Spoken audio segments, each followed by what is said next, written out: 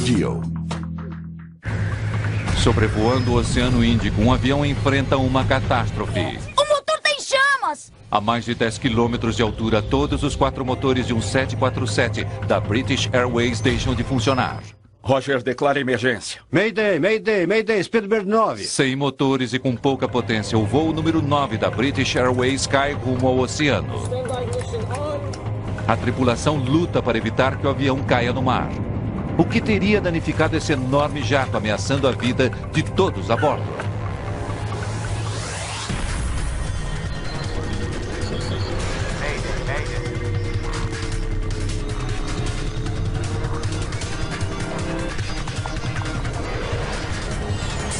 Mayday, desastres aéreos. Essa é uma história real, baseada em relatórios oficiais e entrevistas com pessoas envolvidas. Queda livre.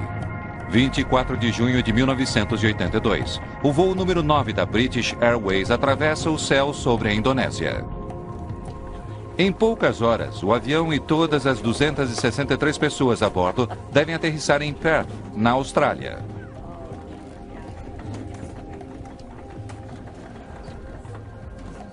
Phyllis Welch e sua filha estão sentadas na fila E, na parte de trás do enorme jato. Como é que essa sua heroína Fanny Brice está se saindo, hein? Ela está passando por maus pedaços em Mansfield Park. É um bom lugar para passar algumas horas. Eu não me importaria de estar lá. Tudo bem, mãe. Chegamos lá. Tínhamos viajado por pelo menos 2 fusos horários. Estávamos muito cansadas. Tínhamos voado de Bombaim através de Kuala Lumpur. Quase não tínhamos conseguido dormir e estava uma noite escura como breu. Sentado à frente de Betty e Phyllis, Charles Capwell está voltando para casa em Perth, Austrália, com seus 2 filhos, Chas e Stephen. Muito bem, quietos, meninos. Hora de tirar um cochilo. Voltem para os seus assentos. Não! O que você quer? Dormir aqui? Uhum. Tá bom.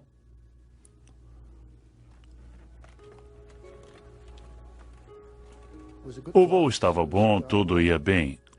A saída de Londres tinha sido ótima.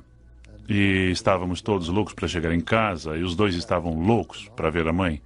Achei que chegaríamos em casa, em Perth, em 3 horas. Pegaríamos um táxi até em casa.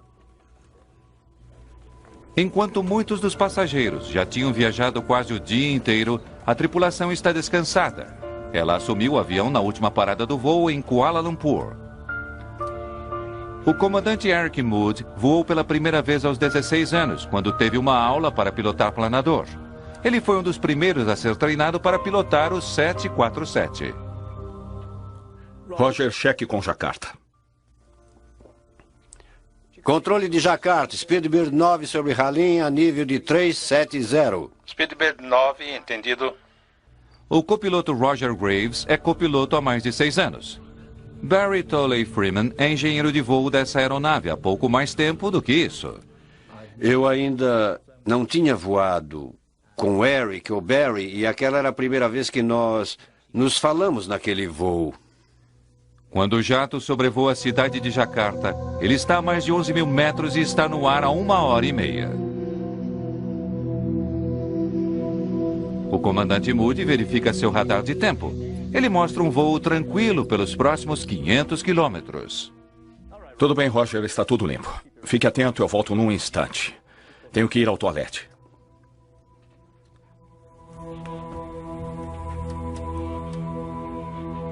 No setor dos passageiros, a maioria pegou no sono. Enquanto Charles Capwell e seus filhos tiram uma soneca, uma fumaça ameaçadora surge acima da cabeça deles. Em 1982, ainda não era proibido fumar em jatos de passageiros. Mas para a tripulação na cabine, a fumaça parece mais espessa do que o normal. Parece haver muita fumaça ali. Eles se preocupam com a possibilidade de um pequeno incêndio em alguma parte do avião.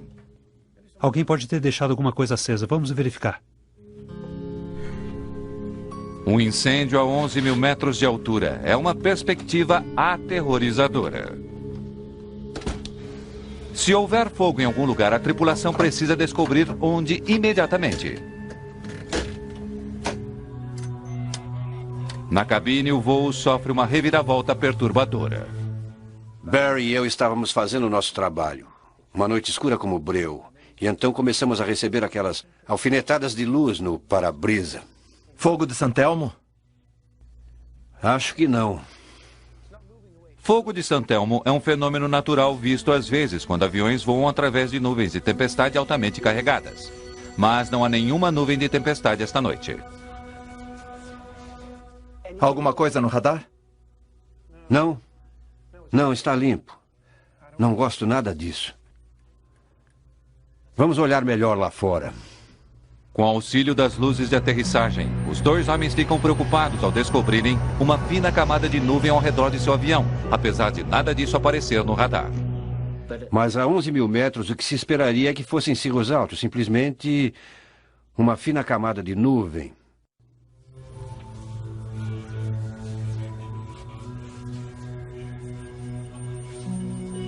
Acho melhor chamarmos o comandante de volta. Coloquem os cintos. Eu estava lendo meu livro e havia um ligeiro movimento de turbulência. Apenas um ligeiro movimento. E olhei à esquerda, onde tive uma visão clara da asa a bombordo.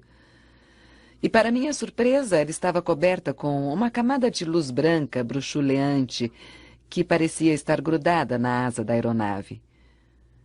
Continuei lendo, mas percebi que estava lendo o mesmo parágrafo repetidas vezes e sem entender uma palavra sequer.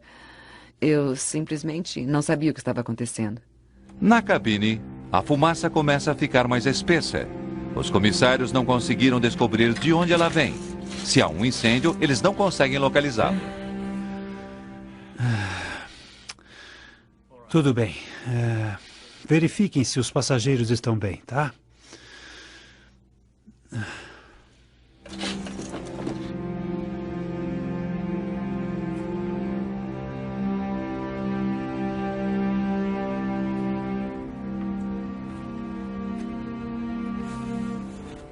Sente um cheiro estranho, mamãe?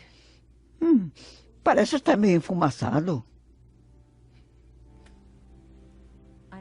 Percebi aquela fumaça espessa entrando através do tubo de ventilação acima das janelas. Uma visão bastante preocupante. Cigarros turcos.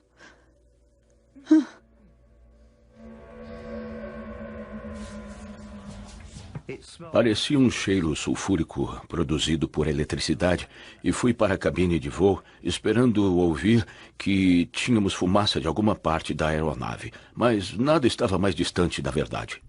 Quando começou? Logo que o senhor saiu daqui. Alguma coisa no radar? Não, está limpo, nenhuma nuvem. Meu Deus, olhem só o motor 4. Ele se incendiou, comandante. Dê uma olhada no número 1. Está do mesmo jeito do meu lado. Ninguém da tripulação havia visto algo assim antes, mas o espetáculo de luz está apenas começando. Esse bizarro voo está para dar uma virada aterrorizadora para pior. Desastres aéreos, no Nat Geo. Luzes estranhas estão batendo no para-brisa de um jato de passageiros da British Airways voando para Perth, na Austrália. Ao mesmo tempo, os motores do avião ficam iluminados por um intenso brilho branco. Olha só o motor 4. Ele se incendiou. Esse espetáculo de luz, digamos assim, se tornou mais intenso. Acabamos sentados ali com 2 placas de luz branca, brilhante à nossa frente, no lugar dos para-brisas. Dentro da aeronave, a fumaça estava se tornando mais espessa. O chefe dos comissários, Graham Skinner, organizou uma meticulosa, mas discreta busca do incêndio.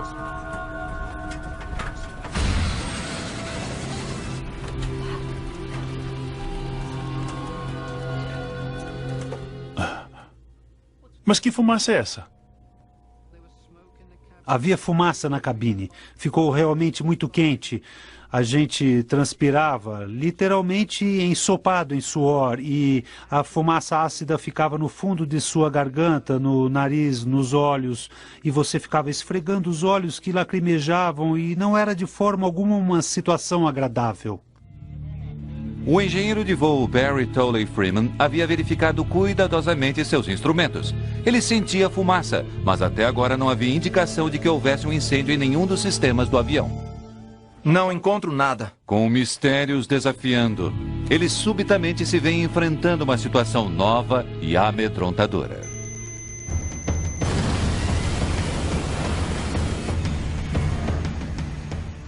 Papai, o motor tá pegando fogo!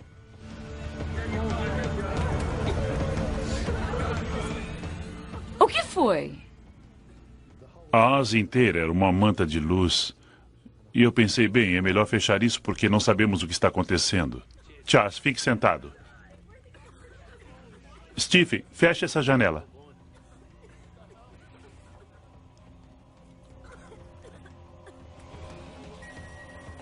Concluí então que alguma coisa estava totalmente errada. Havia chamas enormes saindo da parte de trás dos motores, de 6, algumas pessoas diziam de 12 metros de comprimento. Esses enormes jatos de fogo eram lançados da parte de trás de todos os motores. Será que iriam acabar entrando na aeronave? Será que iriam chegar à cabine? Será que vamos morrer queimados? Será que vamos morrer sufocados pela fumaça? O que vai acontecer? O que provocou isso? O que eles vão fazer a respeito? À medida que o fogo envolve os motores, um deles diminui a velocidade ruidosamente e para. Falha no motor 4. Fogo no número 4. Potência e trem de pouso. Ok. Alavanca de aceleração. Desligada. Alavanca de arranque. Desligada. Quando o motor falha, você segue os procedimentos para desligá-lo. Os procedimentos existem porque, como você não voa sempre com a mesma tripulação, mas com pessoas diferentes, é preciso padronizar as operações. Os instrumentos não indicam um incêndio no avião, mas os passageiros percebem que fumaça está invadindo a aeronave. Não se preocupe, é apenas fricção. Se eu os estava iludindo, era por uma razão, porque eu não queria que eles ficassem preocupados como eu estava. Eu simplesmente não podia acreditar. E sabe, tudo isso passava pela minha cabeça e ainda assim eu conversava com os passageiros e com a tripulação e dizia, não há nada para se preocupar, é apenas um probleminha.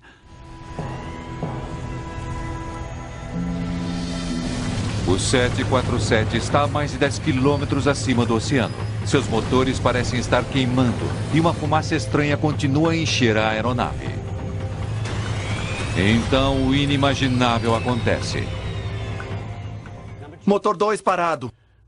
Então comecem a desligar o motor. Não, espere! Todos pararam. Os 4 motores pararam.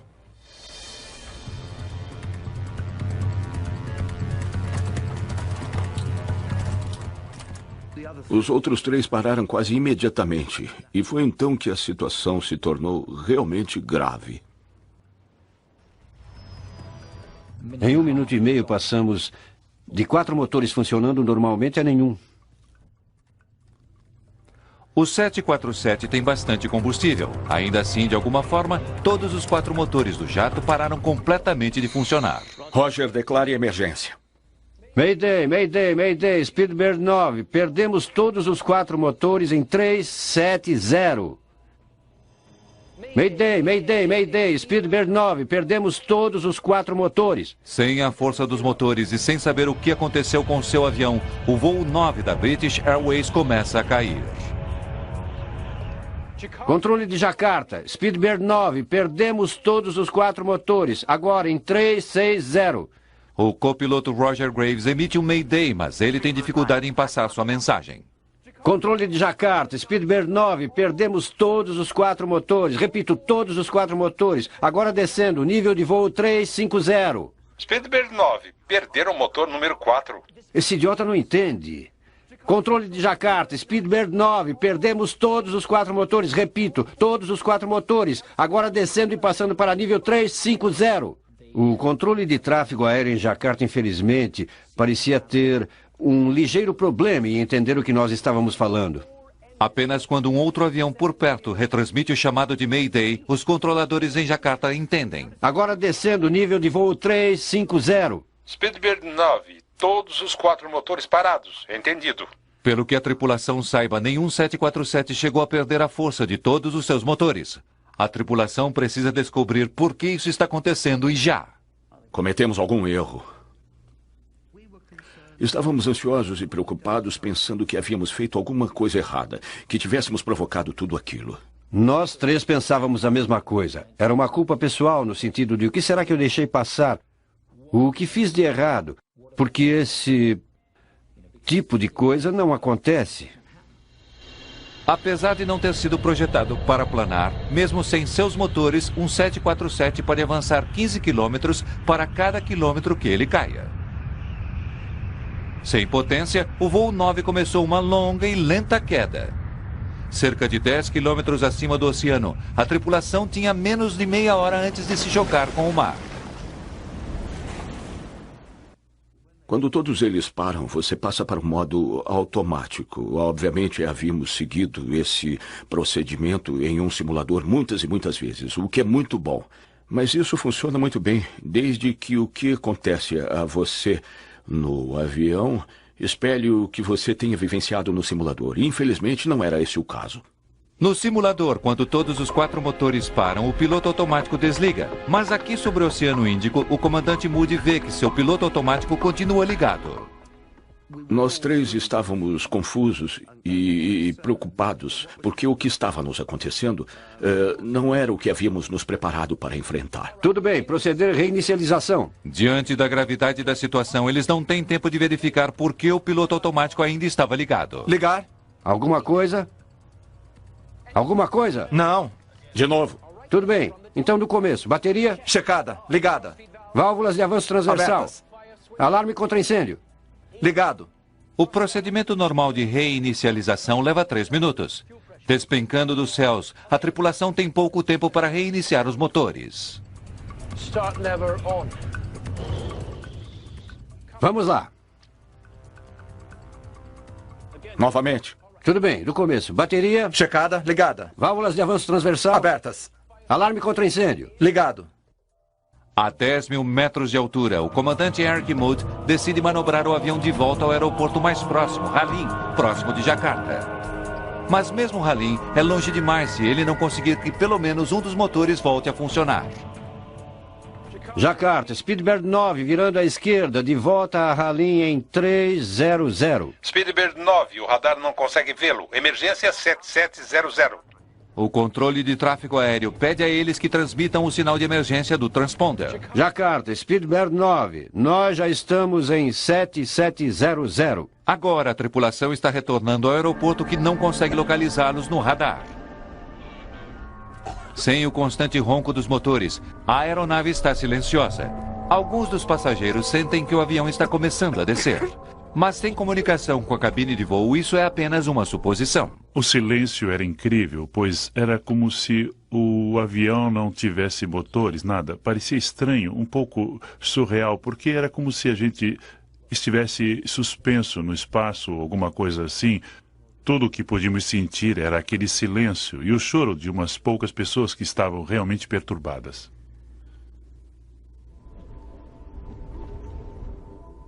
Algumas pessoas estavam sentadas bem eretas, quase como se não tivessem notado coisa alguma. No início foi medo absoluto.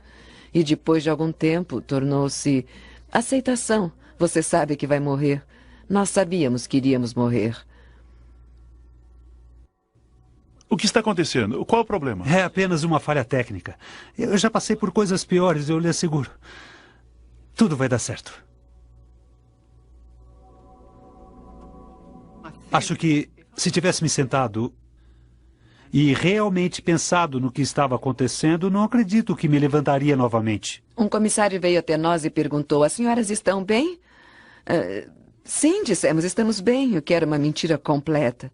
Mas era desse jeito. Parecia vital não entrarmos em pânico.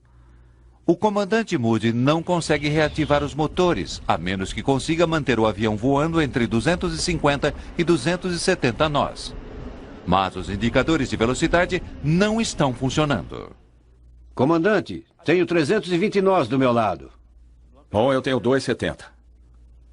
Droga, uma diferença de 50 nós. Vou alterar a velocidade. Caindo do céu sem força motora, a tripulação agora não tem ideia da velocidade em que estão. Mas para ter melhores possibilidades de reiniciar os motores, o comandante Moody precisa manter o avião na velocidade correta. Então, a partir dali, Eric modificou a velocidade em aproximadamente 100 nós, esperando que em algum momento alguma coisa acontecesse e, por algum milagre, estivéssemos na velocidade certa. Para alterar a velocidade, o comandante Moody desliga o piloto automático.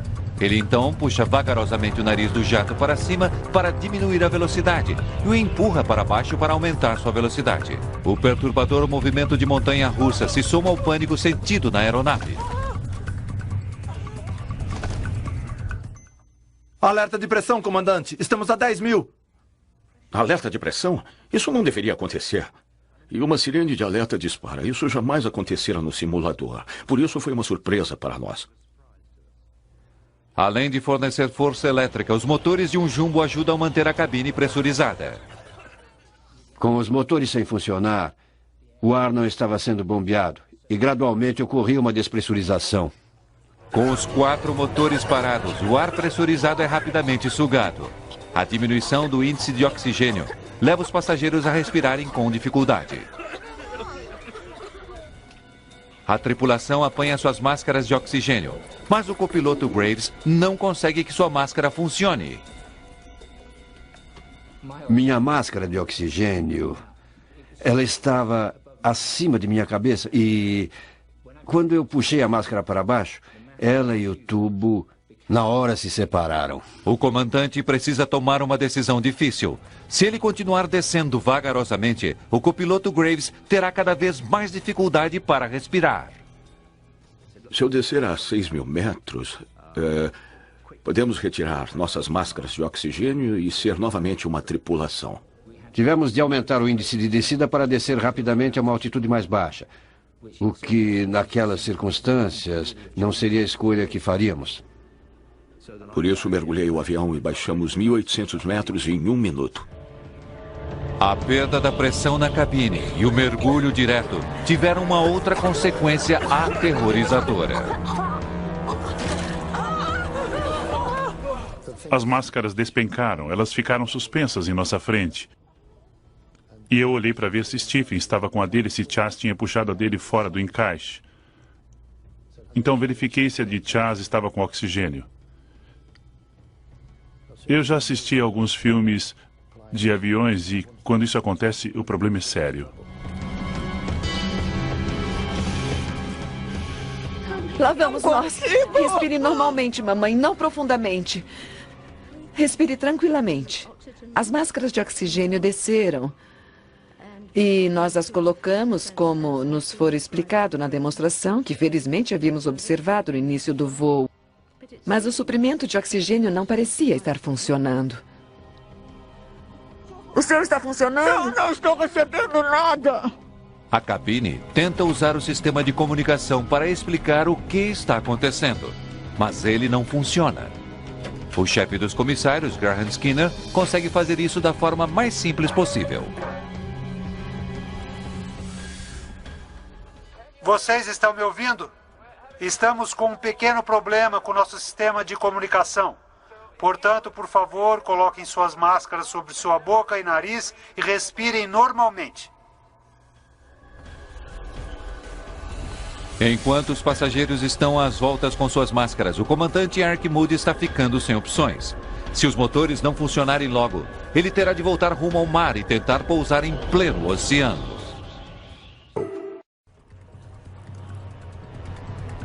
O copiloto Roger Graves consegue consertar sua máscara de oxigênio quebrada, mas ainda está ansioso pelo fato dos motores não funcionarem. Pronto? Sim. Bateria? Checada, ligada. Força de emergência? Ligada. Alguma coisa? Vamos lá, alguma coisa? Não. Muito bem, então vamos recomeçar desde o início. Bateria... Checada, ligada. O copiloto Graves e o engenheiro Barry Tonley Freeman conseguiram, na verdade, encurtar o procedimento. Isso está dando mais chances de fazer os motores operarem, mas até agora nada está funcionando. Vamos, seu velho sacana. O processo pelo qual estávamos passando o tempo todo era simplesmente contínuo. Não tínhamos tido nenhum sucesso com o procedimento, apesar de todos os nossos esforços. Mas aquela era a única coisa que havia nos restado fazer, por isso é o que fazíamos. Do início, novamente. Bateria... Checada, ligada. Eu não fazia ideia, acredito que ninguém fazia, de quantas vezes tentamos reiniciar aqueles motores. Se eu disser 20, provavelmente vou achar muito pouco. Se eu disser 50, estaria perto. Enquanto o avião desce cada vez mais, o comandante Moody enfrenta uma decisão brutal. Uma cadeia de montanhas atravessa a ilha de Java entre seu avião e o aeroporto. Ele sabe que tem de estar pelo menos a 3.500 metros de altura para passar sobre ela. Mas se os motores não funcionarem logo, eles não irão conseguir. Nesse ritmo, ele irá colidir em questão de minutos. É apenas uma questão de onde. O comandante Moody resolve que se os motores não reiniciarem logo, ele irá voltar ao oceano e tentar pousar na água. Conseguimos alguma coisa? Não está funcionando. Eu sabia que era muito difícil pousar aviões no mar, mesmo quando se tem tudo a seu favor. E eu pensava, bom, não temos muito a nosso favor aqui, e nunca tinha feito isso antes. Escondendo sua preocupação, o comandante Moody se dirige aos passageiros e à tripulação. Senhoras e senhores, aqui é seu comandante falando. Temos um pequeno problema. Todos os 4 motores pararam. Estamos fazendo o impossível para controlar a situação. Espero que se mantenham o mais calmos possível.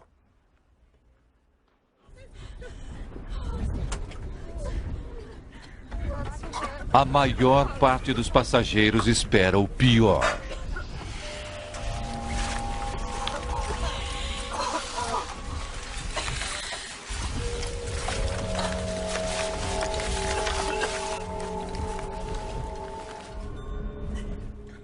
Será que seremos queimados vivos? Será que sufocaremos com a fumaça? Ou será que o avião se arrebentará no ar e nos jogará no espaço?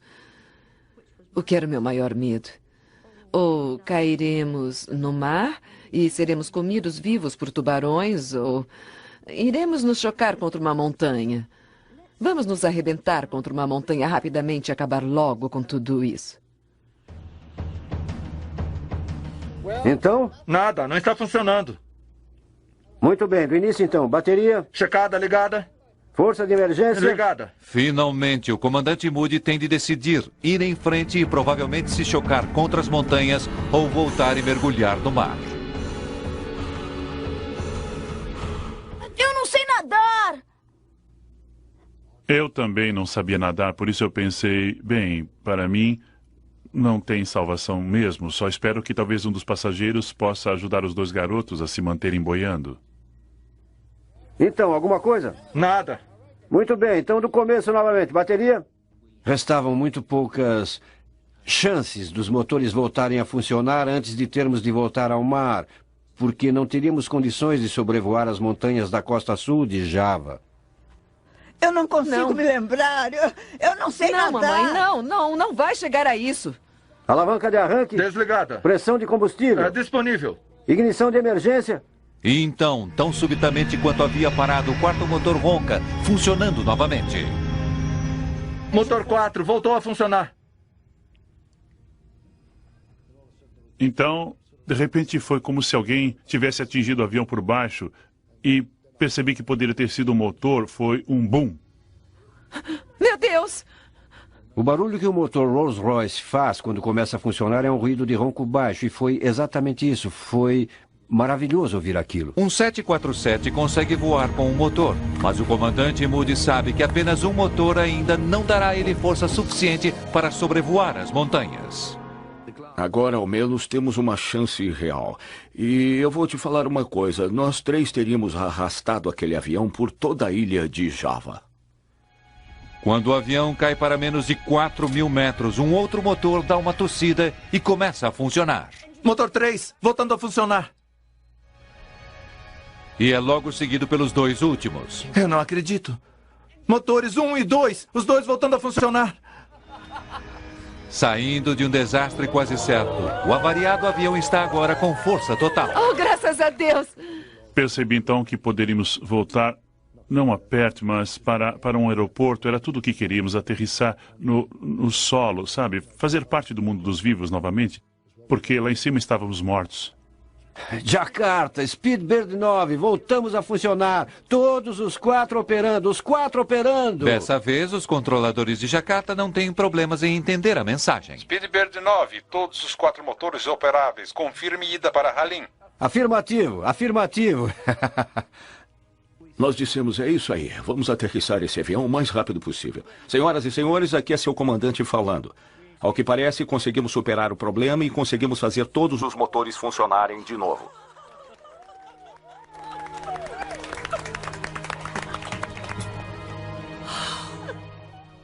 Estamos desviando para Jakarta e esperamos aterrissar em cerca de 15 minutos. O comandante Moody começa a subir, deixando bastante espaço entre seu avião e as montanhas abaixo. Mas, ao fazer isso, as estranhas luzes que ele vira quando a crise começou reaparecem em frente ao jato novamente. Assim que chegamos a 4.500 metros, esse fogo de San Telmo começou de novo. Mas eu pensei, vamos dar o fora daqui. Mas antes que conseguisse descer o suficiente, o avião é novamente atingido. Motor 2, super tensão. Não, de novo não. O avião inteiro estava balançando, era só bang, bang, bang. O ambiente lá dentro estava muito tenso e muito silencioso. Na ocasião eu pensei, muito poucas pessoas estão conversando. Acredito que havia muitas preces sendo feitas. Os motores explodiram violentamente. O comandante precisava tomar outra decisão de vida ou morte. Procedimento de desligamento. Verifique potência e trem de pouso. Desligado. Alavanca de aceleração. Desligada. Estávamos relutantes em fazer aquilo, mas foi definitivo. E voltamos a contar com 3 motores. Nora, eu não sou covarde. Mas quando você tem 4 motores funcionando, depois nenhum motor funcionando, os 4 funcionando de novo, me mostre um piloto que rapidamente desligaria aquele motor porque está com receio que todos eles parem de novo. Jakarta, Speedbird 9, deixando 150 para 120. Estamos agora com 3 motores.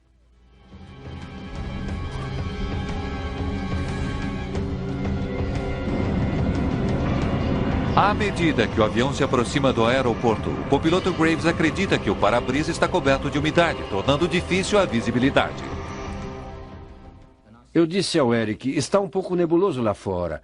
Então ligamos as ventoinhas para que, como desembaçadores em seu carro, tentassem limpar aquilo, mas não funcionou. Usei os limpadores de para-brisa e também não funcionou. O próprio vidro, de alguma forma, havia sido bastante danificado. Por algum motivo, olhei pelo para-brisa bem na lateral e a cerca de uns 5 centímetros da lateral esquerda, eu conseguia ver muito mais claramente, mas não conseguia ver muita coisa à frente. Estava ficando cada vez mais opaco à medida que nos aproximávamos das luzes. A tripulação tem uma desagradável surpresa final. O equipamento de solo, que os auxilia a descer no ângulo correto, não está funcionando.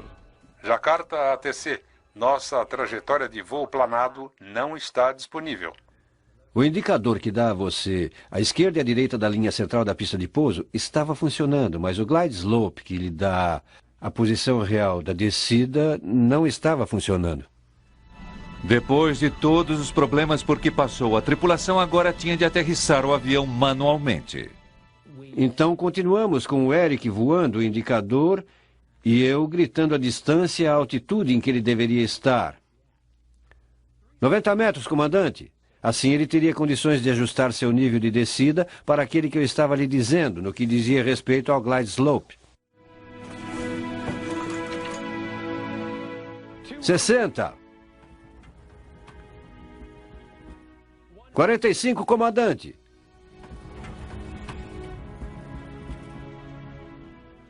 30.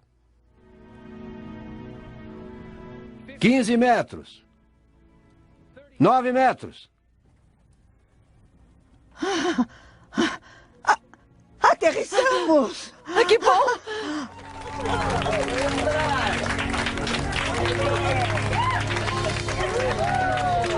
Papai, estamos na pista de pouso. Retrocesso.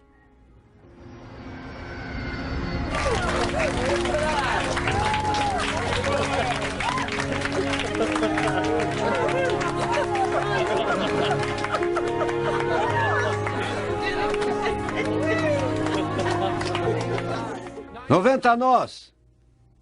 80 nós."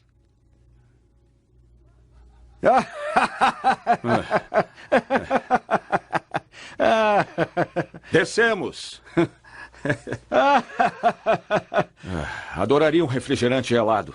O avião simplesmente aterrissou. Era como se estivesse beijando o solo. Foi lindo. Isso é incrível. Em segurança no solo no aeroporto de Halim, em Jakarta, os passageiros comemoram o fim de uma angustiante provação. Eles também querem saber o que aconteceu. Nenhum incêndio foi encontrado, então por que a aeronave ficou cheia de fumaça? Como os 4 motores puderam parar praticamente ao mesmo tempo? O que eram as estranhas luzes que cercavam o avião?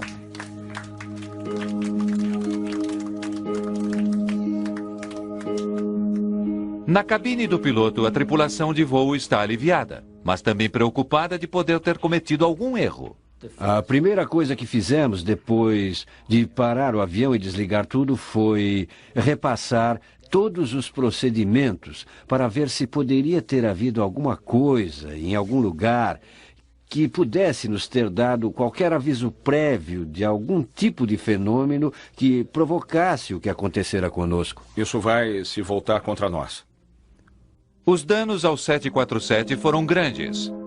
Do lado de fora, a tripulação observou que seu para-brisa estava profundamente arranhado. Eles viram metal descoberto mostrando onde a tinta de alguma forma havia saído e eles ainda não faziam ideia da razão disso ter acontecido. Quando os investigadores revelaram as causas do desastre do voo 9, o treinamento dos pilotos do mundo todo foi mudado.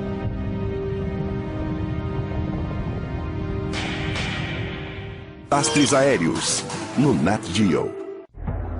Durante um voo tranquilo para a Austrália, todos os 4 motores de um 747 da British Airways subitamente param de funcionar. Após uma longa e aterrorizante descida, a tripulação consegue reiniciar os motores e aterrissar. Isso é incrível. Eles passaram uma noite agitada e insônia em Jakarta antes de retornar ao aeroporto Halim para inspecionar seu avião. Voltamos no dia seguinte para dar uma olhada à luz do dia. O avião havia perdido brilho e em algumas partes havia recebido como que fortes jatos de areia. Todos os decalques e a pintura haviam saído. Havia muito pouco para se ver até que desmontaram completamente os motores. Os motores foram fabricados pela Rolls-Royce. Sua investigação foi liderada por um ex-engenheiro Malcolm Gray Byrne. 3 dos motores foram removidos em Jakarta após o incidente e enviados por um avião cargueiro para o aeroporto Heathrow, em Londres. De lá, foram levados para o sul de Gales, onde os motores foram, de fato, completamente desmontados. E foi então que eu me envolvi no processo. Gray Byrne ficou pasmo com o que viu. Grande parte do motor estava bastante arranhada e riscada. Gray Byrne descobriu que os motores estavam entupidos com poeira fina, pedaços de pedra e areia. Depois de análise detalhada, eles verificaram que os detritos eram sem dúvida de cinza vulcânica. Dias antes de seu angustiante voo, os passageiros e a tripulação souberam que na noite que estavam voando, houvera uma grande erupção no vulcão do Monte Galungong, localizado a apenas 160 quilômetros ao sudeste de Jakarta.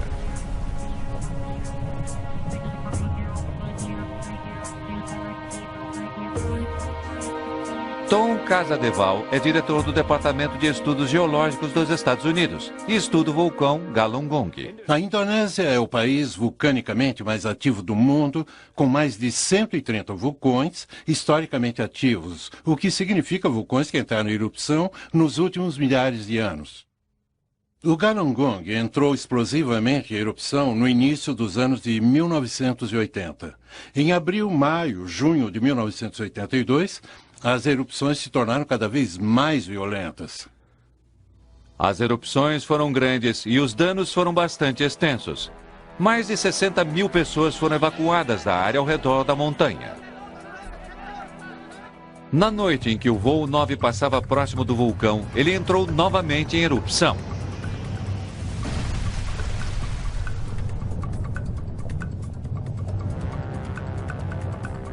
Com as nuvens de cinza se elevando a mais de 15 mil metros noite adentro, ventos as levaram para o sudoeste, diretamente para a rota do voo 9 da British Airways. Nunca antes uma nuvem vulcânica havia afetado seriamente um avião. Poderia a cinza ter realmente prejudicado esse voo? Roger, declare emergência. Mayday, Mayday, Mayday, Speedbird 9. Perdemos os 4 motores. Ao contrário da cinza que se pode ver na chaminé ou após um incêndio na floresta, esse não é um material macio, mas tem partículas de rocha sólida e minerais finamente triturados. Esse material é realmente muito abrasivo. Ele tem a forma bem angular e, se você o visse sob um microscópio, veria ângulos muito agudos, o que provoca a abrasão. Além de arranhar o para-brisa e todas as principais bordas do avião, poderia a nuvem de cinza explicar todos os outros estranhos fenômenos que os passageiros e a tripulação vivenciaram? Lembrem-se, a aeronave está a quase 800 km por hora quando voa dentro daquela nuvem. Mesmo sendo um material muito fino, ainda assim pode causar abrasão e fricção no revestimento externo da aeronave. Por se tratar de um ambiente muito seco, essa eletrificação de fricção produz o brilho a que nos referimos como fogo de San Telmo. A eletrificação também provocou a interferência nas comunicações sentidas pela tripulação. Speedbird 9, perderam o motor número 4. Algumas das cinzas vulcânicas que foram sugadas para dentro e permaneceram nos motores também foram sopradas para dentro do avião. E quando os passageiros e a tripulação as viram dentro da aeronave, eles temeram o pior. Você é um passageiro, está olhando pela janela. Subitamente você começa a respirar esse ar sulfuroso, carregado de enxofre. E isso provavelmente leva uma sensação asfixiante. É basicamente uma situação do tipo Casa dos Horrores. Teria a cinza vulcânica que causou as marcas visíveis, encheu o avião de fumaça e prejudicou as comunicações, também provocado fogo nos motores? Um motor a jato turbofan funciona sugando enormes quantidades de ar. O ar é então altamente pressurizado pelo compressor do motor. Esse ar, fortemente pressionado, é misturado com combustível e inflamado. A força dessa reação impulsiona o jato pelos céus. As temperaturas na câmara de combustão por onde essa cinza está fluindo têm cerca de 2.000 graus centígrados. E sabemos que a cinza vulcânica se derrete a cerca de 1.300, 1.400 graus. Mas quando a cinza líquida atinge o motor mais profundamente, ela esfria ligeiramente, tornando-se uma substância grudenta.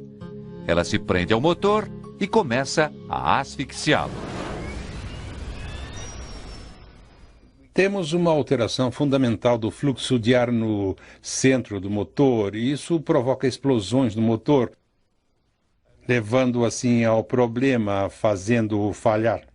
O fogo acontece quando o motor não tem uma combustão limpa. O motor está em chamas! Há muito combustível e o oxigênio não é suficiente. Falha no motor 4. Ação de fogo no 4. No voo 9, as explosões foram a causa dos enormes jatos de chamas que muitos passageiros viram atrás dos motores. Depois de lutar contra os efeitos asfixiantes da nuvem de cinza, os motores do 747 se inflamaram. O que Gray Byrne descobriu em seguida foi que uma notável parte da química salvou o avião. Logo que saíram da cinza vulcânica, os motores não estavam funcionando. Tudo esfriou e isso foi o suficiente para essa coisa se romper e permitir que os motores funcionassem novamente. Quando cinza derretida suficiente desapareceu, os motores ficaram limpos novamente e os insistentes esforços de Tonley Freeman para reiniciar os motores valeram a pena. Motor 4 voltou a funcionar. Aprendemos muito e incorporamos esse aprendizado ao treinamento de piloto. Hoje, por exemplo, os pilotos sabem quais sinais procurarem quando estiverem dentro de uma nuvem de cinza, e esses sinais incluem o cheiro de enxofre na cabine, poeira se acumulando na cabine, e se for noite, você pode olhar para fora e ver a eletrificação por fricção ou o fogo de Santelmo nas bordas da aeronave. Uma outra importante lição aprendida com o voo 9 é que nuvens de cinza vulcânica não aparecem em radares comuns de tempo, que refletem a água. Como as nuvens são secas, elas são completamente invisíveis ao radar.